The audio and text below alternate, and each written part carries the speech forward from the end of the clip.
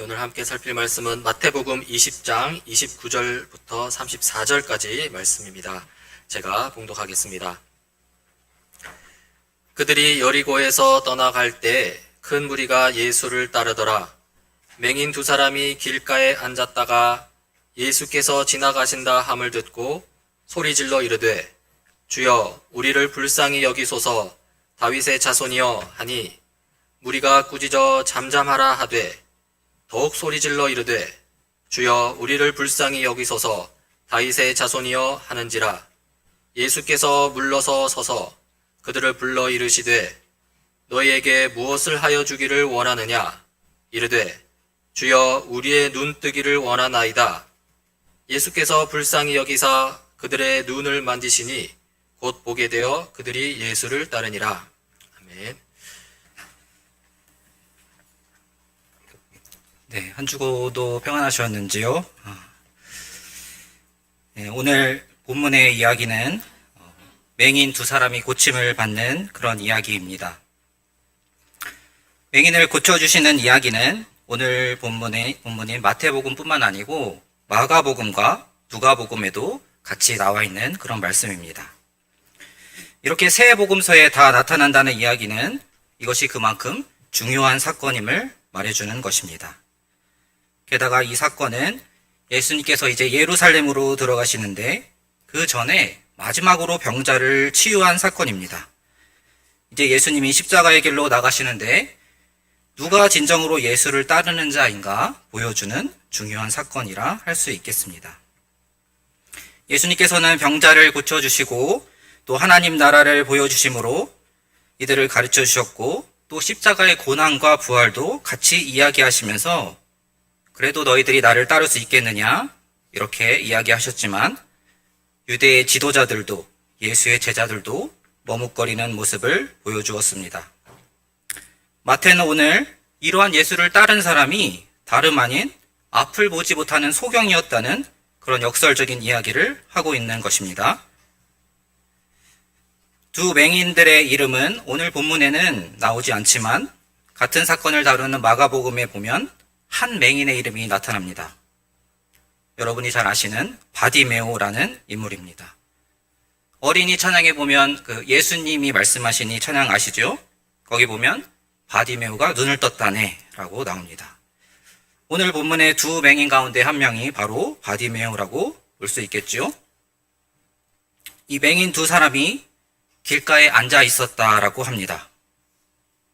왜 앉아 있었을까요? 다른 방법이 없기 때문입니다.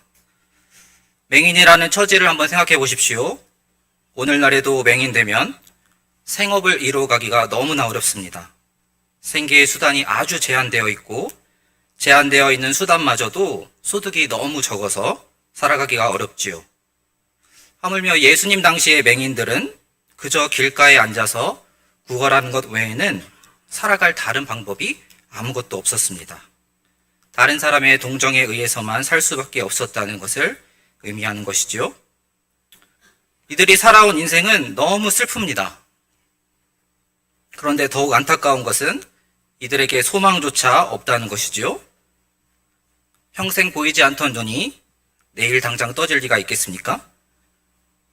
이들은 눈이 열려 제발 앞을 볼 수 있다면, 이렇게만 된다면 무엇이라도 해볼 텐데, 하지만 떠질 수 없는 이 두 눈, 이들의 앞에는 그저 캄캄한 인생만 놓여 있을 뿐이었습니다.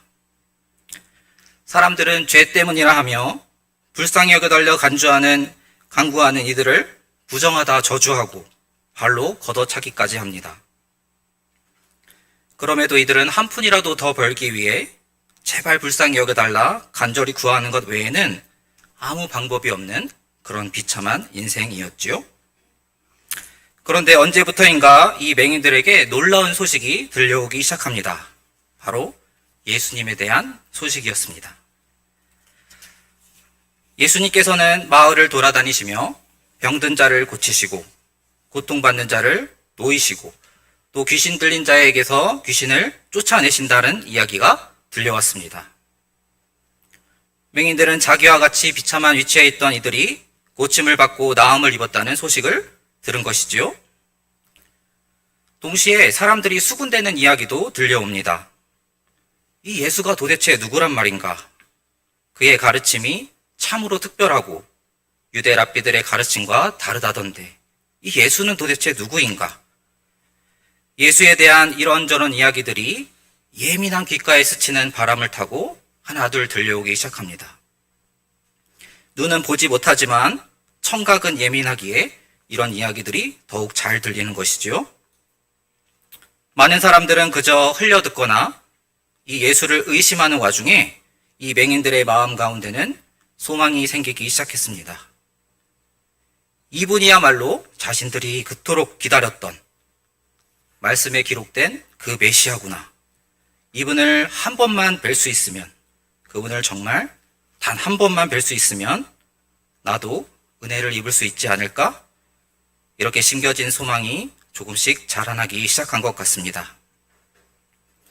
그러던 어느 날 이들이 날마다 앉아있는 그곳에 예수님이 지나간다는 그런 놀라운 소식을 듣게 됩니다. 여러분이 이 맹인이라면 어떻게 하시겠습니까? 이들은 가만히 있지 않았다라고 말합니다. 우리를 불쌍히 여기소서 다윗의 자손이여 하고 큰 소리를 지르지요. 불쌍히 여겨달라는 부르짖음이 특별하긴 합니다. 하지만 다윗의 자손이라는 말은 더욱더 특별하게 들립니다. 다윗의 자손에 대한 이야기는 이사야 선지자가 예언한 바인데요. 이사야서 11장 1절에서 5절 말씀을 같이 읽어보겠습니다. 한 절씩 교독해 보겠습니다. 제가 먼저 읽고 여러분이 그 다음 읽어주시면 됩니다. 이새의 줄기에서 한 싹이 나며 그 뿌리에서 한 가지가 나서 결실할 것이요.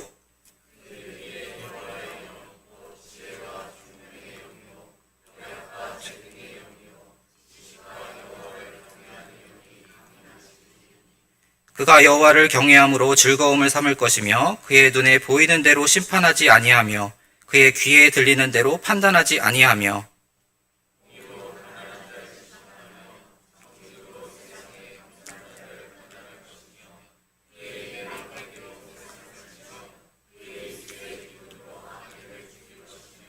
공의로 그의 허리띠를 삼으며 성실로 그의 몸에 띠를 삼으리라.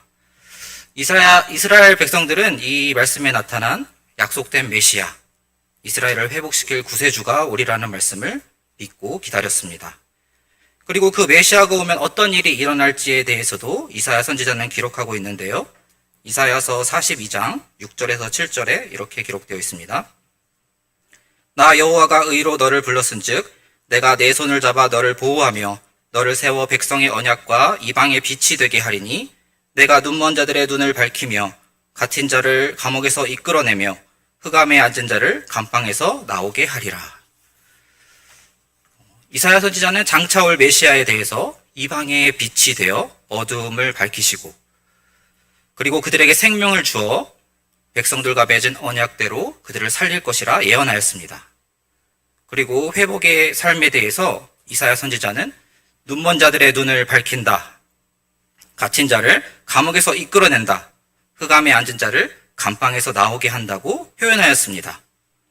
그런데 오늘 맹인들이 예수님이 하시는 일들을 들어보니 정말로 눈먼 자가 눈을 뜨고 귀신 들린 자가 나음을 입고 혈루병 걸린 여인과 문둥병자들이 치유함을 받는 이러한 놀라운 일들이 일어나고 있으니 맹인들은 그 마음 가운데 이분이 정말 이사야서의 예언에 나온 그분 메시아이구나 확신하게 된 것입니다.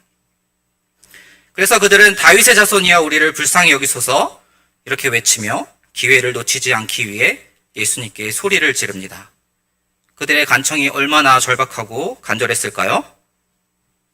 이들에게 있어서 유일한 소망인 눈을 다시 보게 되는 일은 오직 그 메시아가 오는 것만을 통해 이루어질 수 있는데 지금 그가 지나가고 있다고 하니 가만히 있을 사람이 어디 있겠습니까? 벌떡 일어나 외친 것이죠. 여러분, 소망이 지나가면 붙잡아야 합니다. 복음이 소망이고 생명인데 복음을 아무리 들려주어도 그냥 흘려드는 사람이 얼마나 많은지 모릅니다. 주님이 지나가고 계신데 복음이 들려지고 있는데 그냥 지나 보낸다면 소망이 끊어지는 것과 같지요. 우리의 문제를 해결받을 수 있는 유일한 길은 오직 예수님 뿐입니다. 예수님의 그 십자가입니다. 그 앞에 우리의 문제를 가지고 나와야 되는 것이죠. 스스로 문제를 끌어안고 주저앉아 근심과 염려를 하며 스스로 해결해 보려고 하면 그것이 해결되겠습니까? 주님 앞에 가지고 나와야 할 때, 그분 앞에 나와야 할 때, 그 메시아를 찾아야 할 때 찾지 않고 그냥 앉아만 있는 소경이라면 얼마나 안 된 것입니까? 그런데 오늘 본문의 맹인들은 그렇지 않았습니다. 예수님이 지나간다는 소식을 듣고 큰 소리로 외치며 주 앞에 나온 것입니다. 이들은 육신의 눈으로는 앞을 보지 못하는 맹인이었지만 영적으로는 맹인이 아니었습니다. 그들은 메시아를 믿었고 주 예수께 나와 살 길을 구하였으니 그들은 봐야 할 것을 이미 본 자들이요 깨달아야 할 것을 이미 들어 깨달은 자와 같았습니다. 오늘 본문의 이 맹인들의 모습은 마태복음 19장에 나오는 부자 청년과 크게 비교가 됩니다.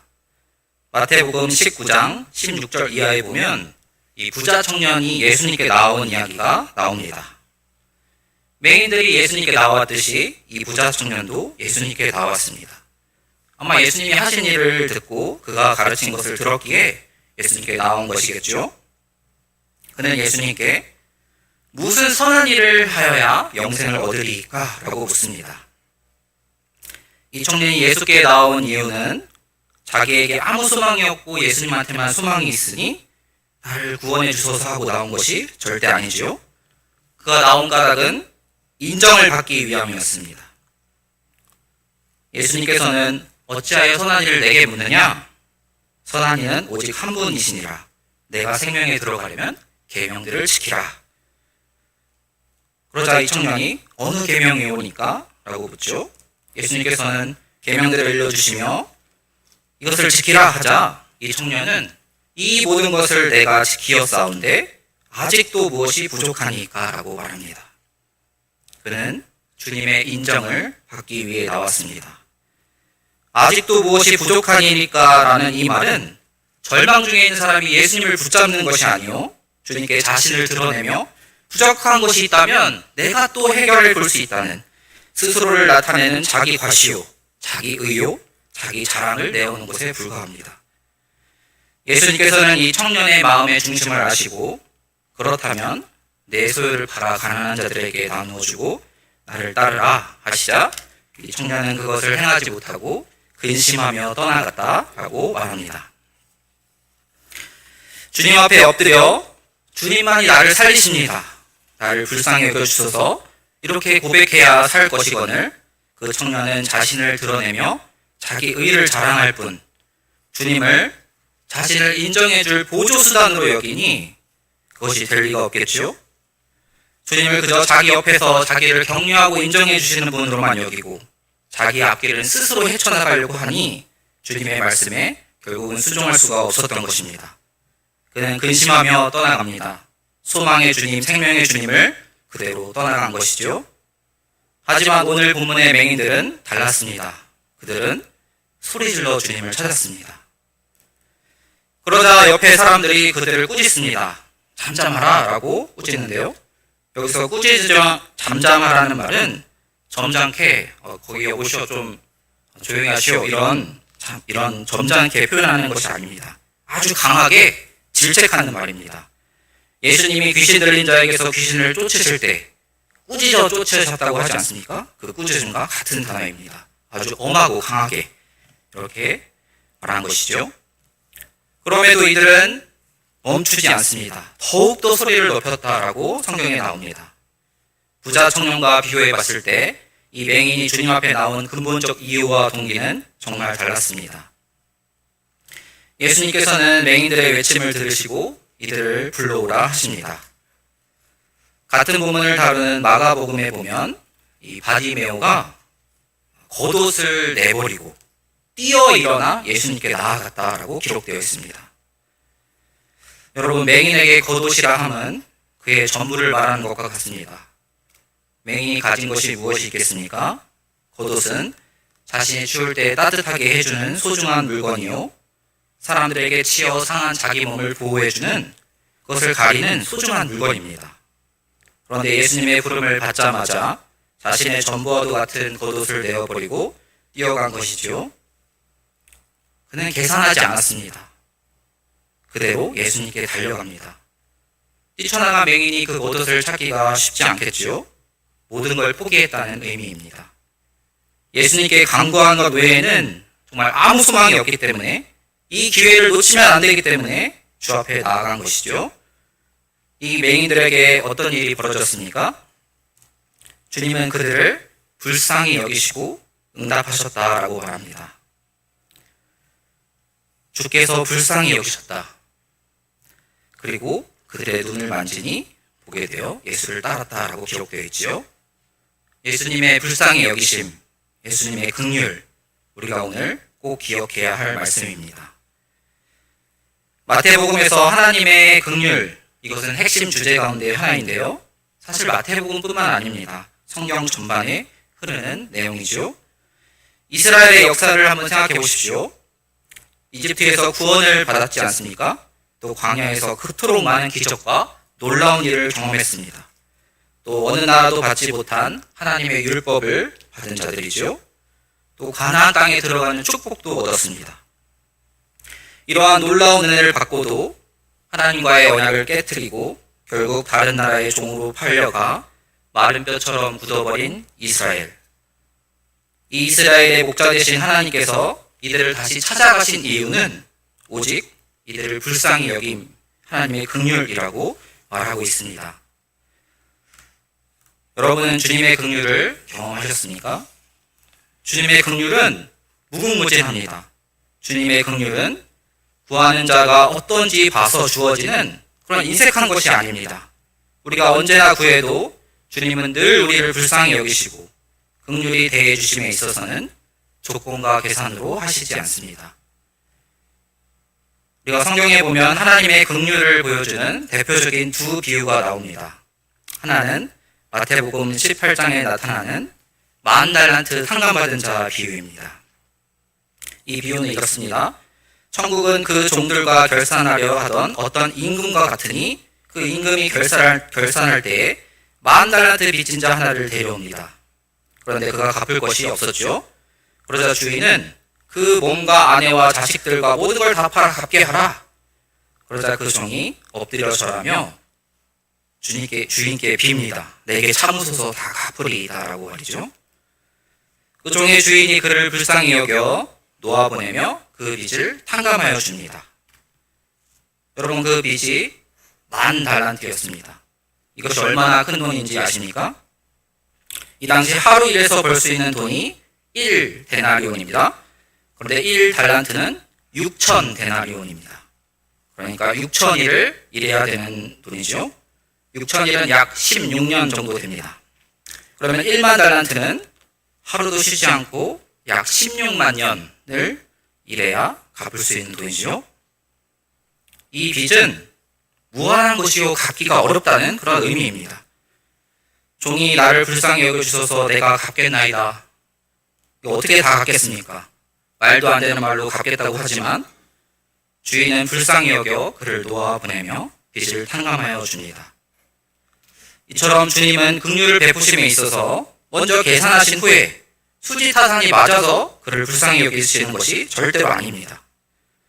내가 너한테 이렇게 해주면, 내가 너를 용서하면 너는 나한테 무엇을 해주겠니? 이렇게 계산하시고 불쌍히 여기시는 것이 아니라는 말입니다.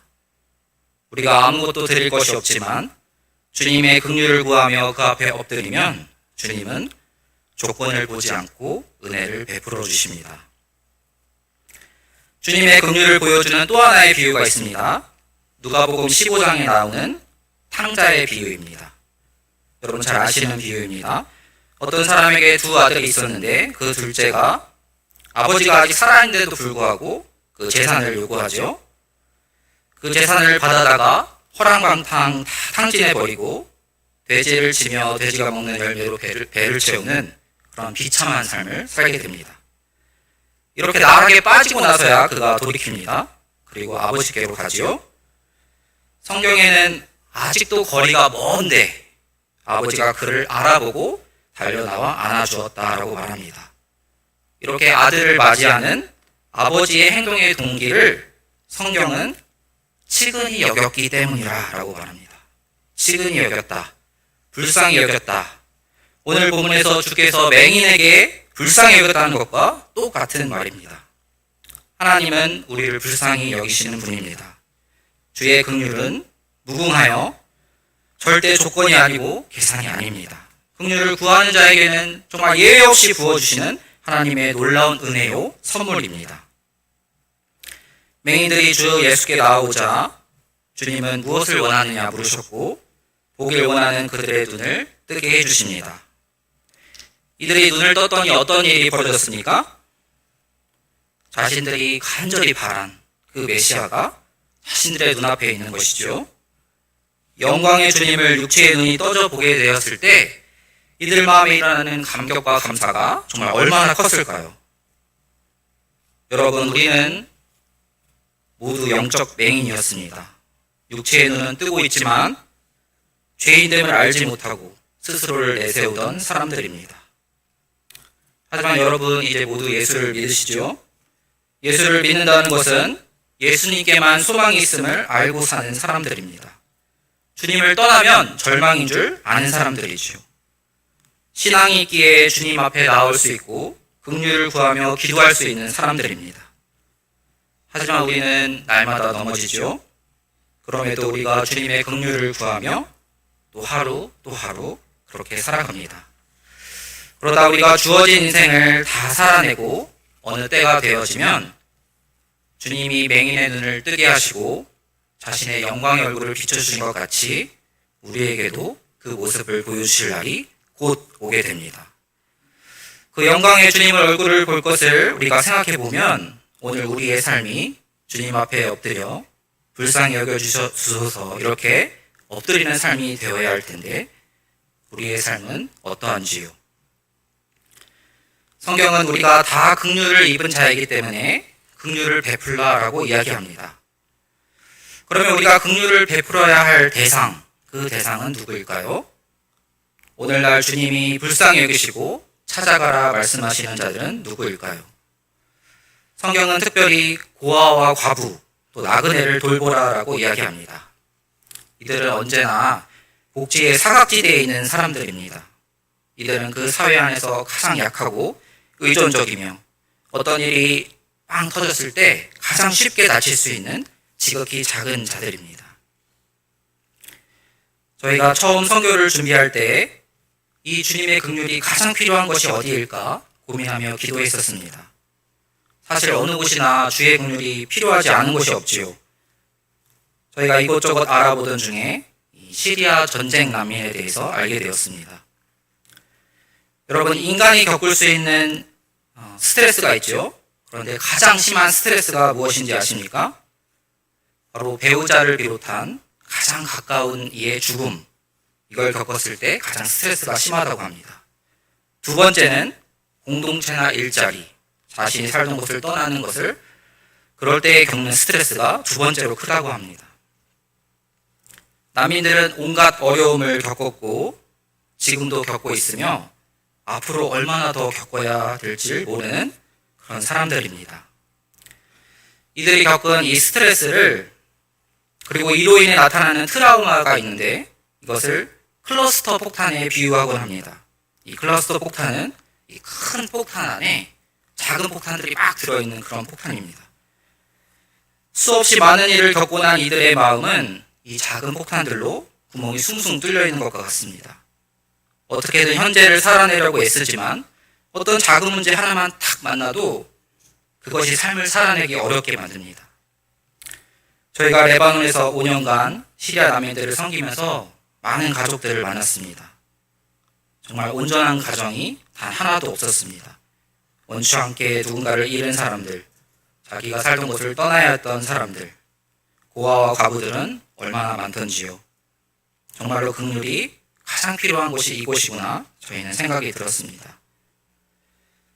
저희가 작년 이스라엘과 레바논 전쟁으로 철수를 하면서 앞으로의 사역 방향에 대해 정말 많이 고민하고 기도하였습니다. 그런데 아내와 제가 한 가지 마음을 모은 것은 이 시리아 난민들에 대한 이 긍휼의 마음이었습니다.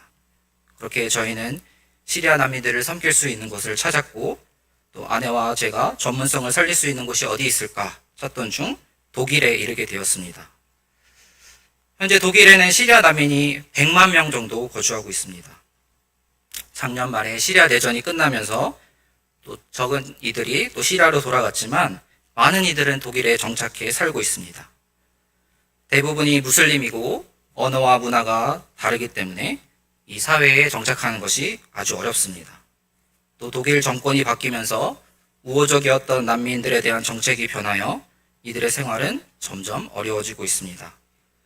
게다가 우크라이나 난민들이 쏟아져 들어와서 이 시리아 난민들에 대한 관심이 점점 뒤로 밀리고 있는 그런 상황이죠. 저희가 레바논에서 만난 난민 아이들에게 너희들은 꿈이 무엇이니라고 물었을 때 많은 아이들은 그저 공부가 하고 싶다라는 말을 합니다. 많은 아이들이 돈을 벌어야 하기에 학교 다니는 것을 포기하고 일터로 내몰립니다. 어린아이들은 적은 돈으로도 일을 시킬 수 있고요. 일정 급여를 보장해야 되는 어른들과 다르기 때문에 아주 쉽게 일터로 내몰리게 됩니다. 저희가 그들의 부모도 만나보았는데 그들의 부모들의 가장 큰 걱정은 자식 교육입니다. 그들이 교육을 받지 못하는 것이요. 그럼에도 아이들을 학교가 아닌 일터로 내보냅니다. 당장 하루를 살아내야 하기 때문입니다.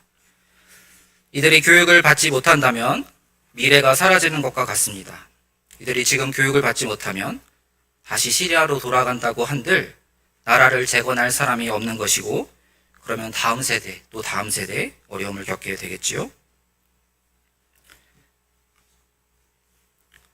저희가 이들과 함께 있어주는 것, 또 이들이 겪은 트라우마를 들어주고 또 도와주는 것, 또 이들이 교육에 소외되지 않게 돕는 것, 그리고 특별히 복음을 듣고 믿은 이들이 그 공동체 안에 잘 성장해서 또 시리아로 돌아가서도 예수님을 따르게 하는 일, 저희가 이 일을 계속 하려고 합니다. 주여 나를 불쌍히 여기소서. 이보다 아름다운 기도는 없습니다. 이보다 마땅한 기도는 없습니다. 하나님의 긍휼을 기대하는 마음, 하나님의 긍휼 외에 나를 구원할 것은 아무것도 없다는 가난하고 절박한 자기 인식, 자기의 어두움과 내가 보지 못하는 것을 절절히 깨닫는 마음, 그것이 있을 때 구원의 믿음이 깃들게 됩니다. 거기에 빛이 비치고 그 빛으로 다른 세계를 보게 되는 것이죠. 난민들은 오늘 본문의 맹인들과 같이 더 이상 잃을 것도 없는 자들이요 소망 없이 살아가는 이들입니다. 이들은 그래도 한 줄기 빛을 바라며 시리아를 떠났습니다. 그리고 오늘날 대부분이 무슬림인 이들에게 이들이 예수님께 나아가고 있다라는 소식이 여기저기서 들려옵니다. 긍휼을 베푼 많은 그리스도인 덕분입니다. 지금도 많은 난민들은 하나님과 이웃을 향해 자신을 불쌍히 여겨달라 간구하고 있습니다. 오늘 저희가 살펴본 맹인의 치유 사건은 절망 중에 예수님만이 소망임을 듣고 모든 것을 버리고 주 앞에 나왔을 때 마침내 영광의 주를 눈으로 배웠던 놀라운 사건을 우리에게 말해주면서 오늘날 우리는 과연 어떤 삶을 살고 있는지 되묻고 있습니다. 10달란트 탕감받은 자가 집으로 돌아오는 길에 100데나리온 빚진 자를 만납니다. 그리고 그에게 빚을 갚으라 라고 말하지요. 그도 제발 참아주시어 갚겠습니다 라고 자기가 주인에게 했던 말과 똑같은 것을 하지만 그는 주인과 달리 이 100데나리온 빚진 자를 감옥에 가두어 버립니다. 이것을 지켜보던 주위 사람이 그 주인에게 이야기하자 그 주인이 10달란트 탕감받은 자를 데리고 오지요. 그리고는 이렇게 이야기합니다. 악한 종아, 내가 빌기에 내가 내 빚 전부를 탕감하여 주었거늘 내가 너를 불쌍히 여긴과 같이 너도 내 동료를 불쌍히 여김이 마땅하지 아니하냐. 그리고 그를 감옥에 가두어 버립니다.